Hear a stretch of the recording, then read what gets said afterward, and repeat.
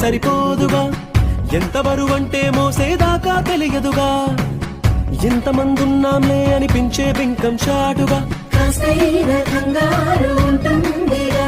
మీకైతే సహజం తీయని బరువై సిరిసించే విడియం, పనులెన్నో పెట్టి మాటలలో వంచిందే ఈ సమయం. మనమైనా గించేస్తాం, సంతోషంగా మోస్తాం, ఘన విజయం పొందాకే తీరిగ్గా కనిపిస్తాం.